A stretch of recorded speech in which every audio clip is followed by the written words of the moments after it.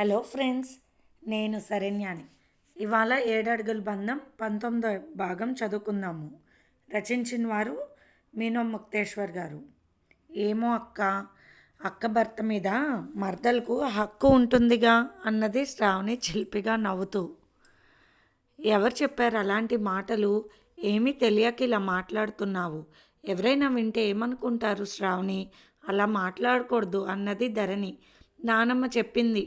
ఒకవేళ ఎక్కడ మంచి మొగుడు దొరక్కపోతే అక్క మొగుడే దిక్కని అంటూ నవ్వింది శ్రావణి. చిన్నపిల్లలకి ఇలాంటి మాటలు ఎలా చెప్తుంది నానమ్మ అనుకుంది ధరణి అప్పుడే పెద్దరికం వచ్చేసి. సర్లేవే, జాకెట్ హుక్స్లు పెట్టవా అన్నది ధరణి. అదేంటి కొత్తగా నేను పెట్టడం అంటూ నవ్వింది శ్రావణి. బ్యాక్ సైడ్ హుక్స్ ఈ మధ్యకాలంలో వేసుకోలేదు కదా, వద్దంటే ఇది కుట్టించారు అన్నది ధరణి.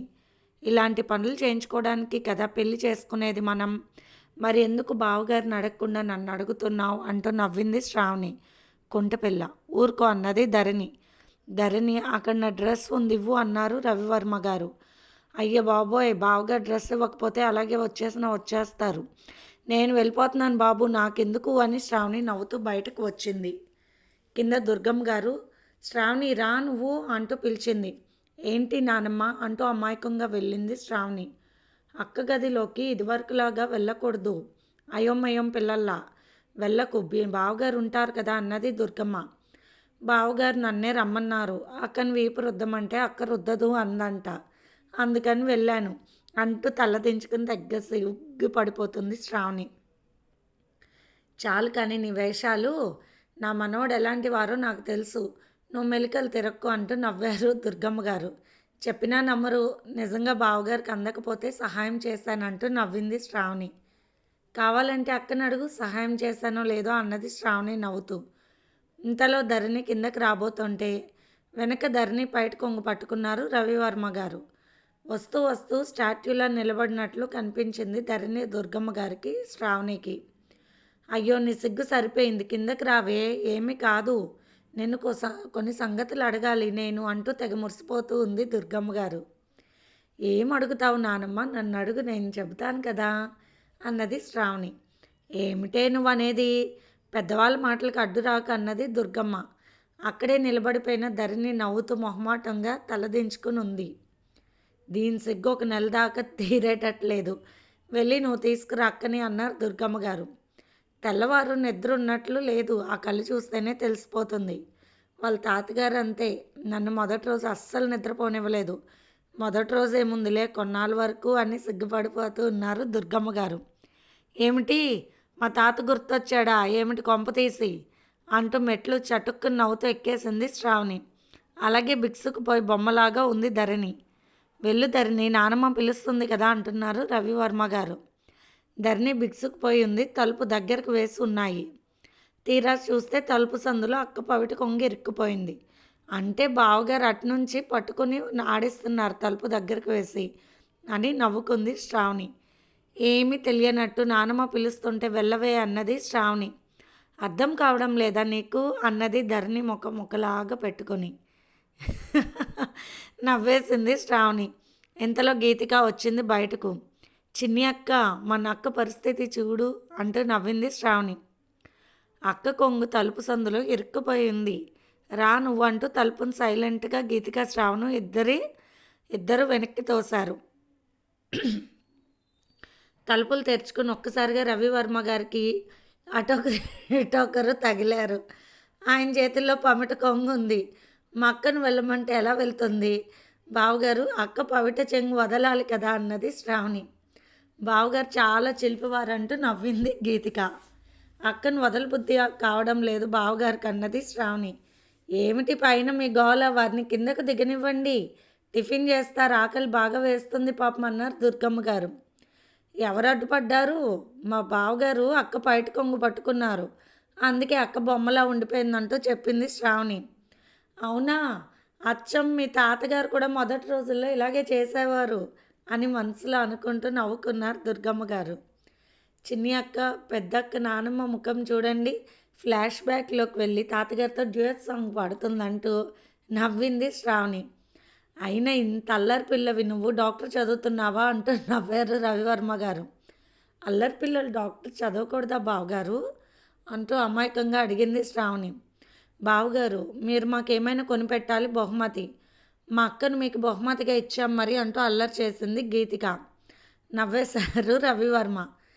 శ్రావణి నేనొచ్చానంటే నా కిందకి రండి మీరు అన్నారు దుర్గమ్మ గారు. ఇంతలో దేవిక పూజ చేసుకుని కిందకి రండి అని సైగ చేసింది ధరణికి.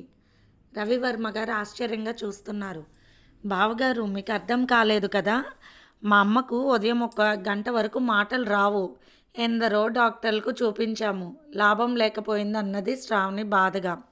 నిజమా అన్నారు రవివర్మ ఆశ్చర్యంగా.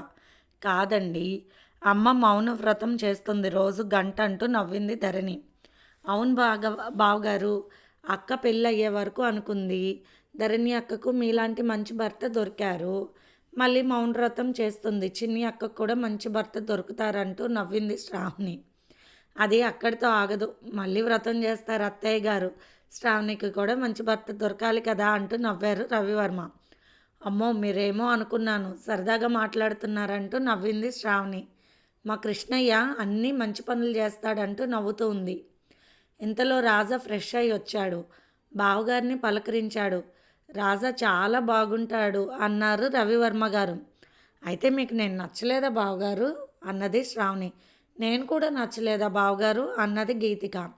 చూడండి అమ్మాయిలు, మీరిద్దరూ నచ్చాల్సింది మీ భర్తలకు, నాకు కాదు. నాకు నచ్చింది ధరణి అంటూ అందంగా నవ్వేశారు రవివర్మ. అందరూ కిందకు దిగారు. టిఫిన్ కార్యక్రమాలు పూర్తయ్యాయి. టీవీ దగ్గర కూర్చున్న రవివర్మ రాజాతో మాట్లాడుతున్నారు. ఇంతలో శ్రీనివాసరావు గారు వచ్చారు, ఆనందరావు గారు వచ్చారు. అల్లుడి దగ్గర కూర్చుని మాటల్లో పడ్డారు. ధరణి ఇలా రావే అంటూ పిలిచింది దుర్గమ్మ. ధరణి నానమ్మ గదిలోకి వెళ్ళింది. రాత్రి సంగతులు చెప్పవే అంటూ ధరణి చేయి పట్టుకుని అడిగింది. సిగ్గుపడిపోతూ ఉంది ధరణి. సరిపోయింది లేవే, నా దగ్గర నీకు సిగ్గెందుకు, నీ సిగ్గు బిల్ల కూడా చూసిన దాన్ని నేను అంటూ నవ్వేశారు ఇసుక్కన దుర్గమ్మ గారు. అన్నీ బాగా జరిగాయా కార్యక్రమాలు అన్నది దుర్గమ్మ నవ్వుతూ. సిగ్గుతో తల వంచుకొని తల ఊపింది ధరణి. చెప్పిన సమయానికి జరిగిందా మొదటి కార్యక్రమం అని అంటూ అడిగింది మళ్ళీ. తల ఊపింది ధరణి నవ్వుతూ. తల వంచుకొని తల ఊపితే నాకేం తెలుస్తుంది చెప్పవే అన్నది ధరణి. అయినా పెద్దవాళ్ళ దగ్గర ఇలాంటి విషయాలు ఎలా మాట్లాడగలను అన్నది ధరణి. సరిపోయింది, అన్ని విషయాలు ఎవరో ఒకరికి చెప్పుకోవాలి, అప్పుడే కదా అన్నీ తెలుస్తాయి అన్నారు హుషారుగా దుర్గమ్మ. ధరణి చేతి వేళ్ళని పట్టుకొని ఒక్కొక్కటి పట్టుకుంటూ వదులుతూ అవునా అంటూ అడిగారు దుర్గమ్మ. అర్థం కాక అలాగే చూసింది ధరణి. ఏడ్చినట్టు ఉంది. ఎలా, ఏమీ అర్థం కావడం లేదంటూ చిరాకు పడ్డారు దుర్గమ్మ. మూలాన దాక్కున్న గీతిక శ్రావణి బయటకు వచ్చి అక్కకు అన్నీ బాగా తెలుస్తాయిలే, నువ్వు ప్రశ్నలు ఆపన్నది శ్రావణి నవ్వుతూ. వసై మీరెప్పుడొచ్చి గదిలో దౌరారు అన్నది దుర్గమ్మ నవ్వుతూ. భర్త సందిట్లో సంతోషాలు పంచుకున్న ధరణి ముఖం చూస్తేనే అర్థమైపోయింది వారు ఎంత అనోన్యంగా ఉన్న సంగతి అనుభవశాలి అయిన దుర్గమ్మకు. సిగ్గులేదా నానమ్మ, ఇలాంటి విషయాలు ఎవరైనా అడుగుతారా అన్నది శ్రావణి. అసలు మీరు పిల్లలు కాదు పిడుగులు. పెళ్ళి జరిగిందేమో నోరు ఎత్తదు, మీ అమ్మకి ఏమో మౌనవ్రతం, నీ నోరు మూతపడదంటూ శ్రావణి వైపు చూసి నవ్వింది దుర్గమ్మ. అసలు నీ బాధ ఏంటి, అక్కని నువ్వేం అడగాలనుకుంటున్నావు అన్నది శ్రావణి నవ్వుతూ. మీరిద్దరూ ముందు బయటకు పోండి, నేను నా మనవరాలతో మాట్లాడాలి అన్నది దుర్గమ్మ. అన్నీ బాగానే ఉన్నాయి నానమ్మ అని చెప్పి నవ్వింది ధరణి. అబ్బాయి ముఖం కలకల్లాడిపోతుంది, నీ మొహం వెలిగిపోతుంది, మీ ఇద్దరు కళ్ళు ఎర్రగానే ఉన్నాయి, అంతకు మించి తెలియాల్సింది ఏముంది నాకు అంటూ నవ్వేశారు దుర్గమ్మ. అందంగా నవ్వేసింది ధరణి. కలకాలం చల్లగా ఉండమ్మా, సంతోషంగా అని మనసులో అనుకున్నారు దుర్గమ్మ గారు. రవివర్మ గారు టిఫిన్కి కూర్చున్నారు. దుర్గమ్మ గారి దగ్గర ఉంది ధరణి. గీతిక శ్రావణి ఇద్దరు కూడా బావగారు ఈ పాయసం తినండి అన్నది గీతిక. లేదు బావగారు, నేను తెచ్చి నీ గారెలు తినాలి మీరు అన్నది శ్రావణి వయ్యారంగా. రాజా వచ్చి ఏంటి బావగారు నాటలు పట్టిస్తున్నారు అన్నాడు నవ్వుతూ. ముందు నేను తెచ్చింది తినాలన్నది గీతిక చేతులు కట్టుకుని కోపంగా. లేదు, ముందు నేను తెచ్చిందే తినాలి అన్నది అటు తిరిగి కోపంగా శ్రావణి.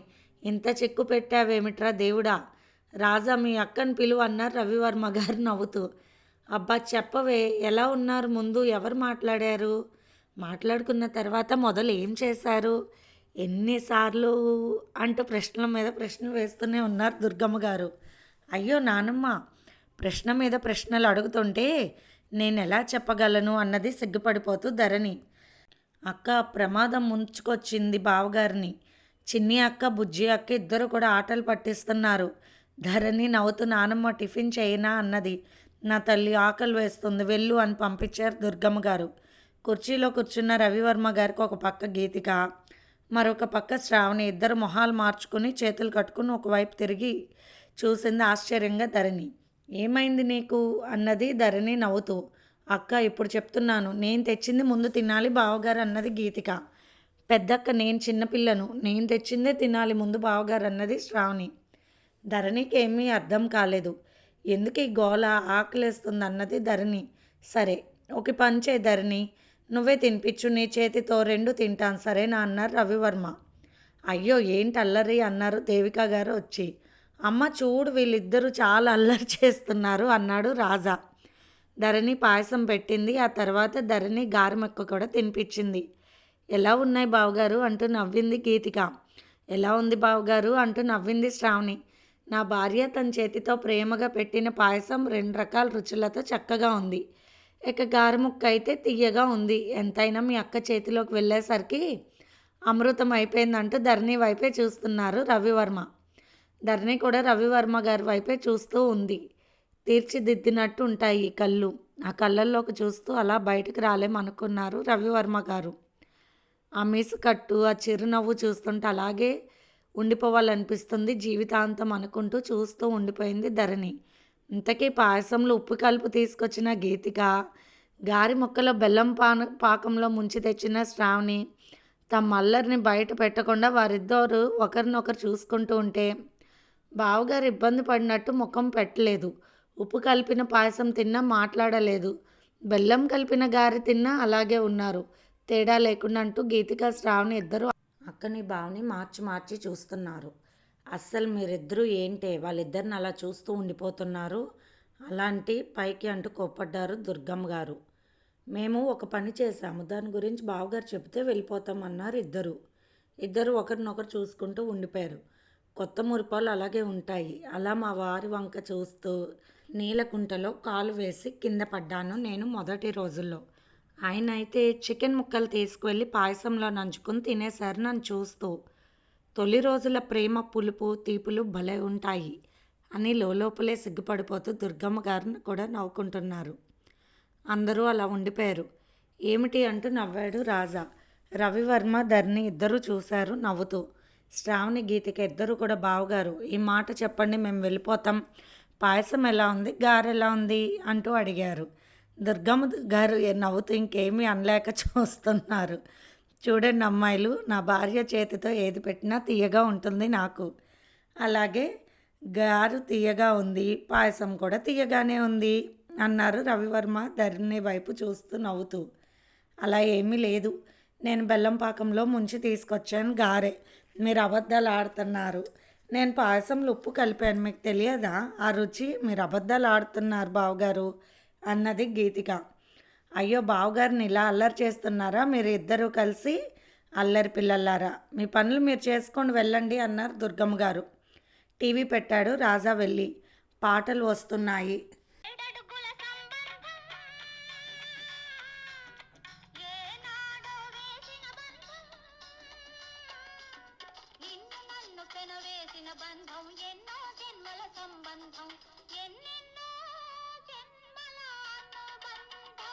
రవివర్మ ధరణి ఒకరినొకరు చూసుకుంటూ నవ్వుకుంటూ తింటున్నారు. సమయానికి తగ్గినట్టుగా వస్తున్నాయి టీవీలో పాటలు ఒకరి కోసం. అది ప్రతి ఒక్కరికి అనుభవం అయ్యే ఉంటాయి. చిత్రలహరి చాలా బాగుంది కదే నానమ్మ అన్నది నవ్వుతూ శ్రావణి. నువ్వెక్కడున్నావే అంటూ నవ్వింది దుర్గమ్మ. నీ వెనకాలే ఉన్నాను అంటూ బయటకు వచ్చి తెగ నవ్వేసింది శ్రావణి. ఆ తర్వాత పాట మొదలయ్యింది.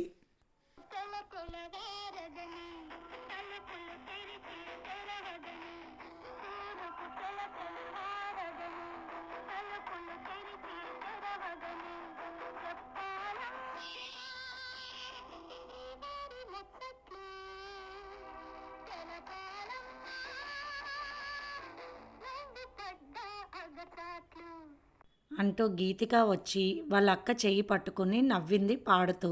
శ్రావణి చప్పట్లు కొడుతూ బావగారు అక్క చుట్టూ తిరుగుతూ ఉంది. మరీ సిగ్గు లేకుండా అన్ని పాటలు ఇలాంటివే వస్తున్నాయి అనుకుంది తల వంచుకొని ముసుముసుగా నవ్వుకుంటూ ధరణి. అక్క ఒక రోజుకి ఎంతలా మారిపోయావు. నిన్ను చూస్తే మొన్నటిదాకా భయంగా అనిపించేది. ఎంతైనా పెద్దక్క కదా. ఇప్పుడు ఏంటి నువ్వు సిగ్గుపడుతూనే ఉంటున్నావు అన్నది శ్రావణి. అక్క ఫోన్ అంటూ పిలిచాడు రాజా. ఎవరు అన్నది శ్రావణి. ఎక్కడ కోతిగాడ అని ఉందక్క అని పెద్దగా నవ్వాడు రాజా. దొంగమొహమోడ. అందరూ అలా ఉంటే పైకి గట్టిగా అరిచి చెప్పాలా. నీ పేరే అలా ఫిక్స్ చేసుకున్నా నేను అన్నది శ్రావణి. వాళ్ళ మాటలు విన్న అందరూ నవ్వేశారు. కానీ ఇది నా నెంబర్ కాదు కదా అన్నాడు రాజా. నోరు మూసుకుని ఉండు. నా ఫ్రెండ్ మీద నాకు కోపం వచ్చింది. అందుకే కోతిగాడు అని పేరు పెట్టుకున్నా నేను అన్నది శ్రావణి. చాలా తమాషా పోతున్నాడు. నా సంగతి తెలియదు. నేను చెప్తా నీ పని అనుకుంది శ్రావణి. హలో, నీకెంత ధైర్యం నాకు ఫోన్ చేసి మాట్లాడుతున్నారంటున్న శ్రావణి వాళ్ళకు వెయిట్ మేడం వెయిట్, అమ్మమ్మ గారికి ఎలా ఉంది అని అడగడానికి చేశాను. అమ్మమ్మ గారి ఫోన్ పనిచేయడం లేదు అందుకే అని నవ్వేశాడు కృష్ణవర్మ. ఇది ఫ్రెండ్స్ ఇవాల్టి ఎపిసోడ్. రేపు ఇంకొక ఎపిసోడ్తో మీ ముందుకు వస్తాను ఫ్రెండ్స్. బాయ్. మీ అమూల్యమైన సమీక్షలను కామెంట్స్ రూపంలో ఇవ్వండి. Bye friends.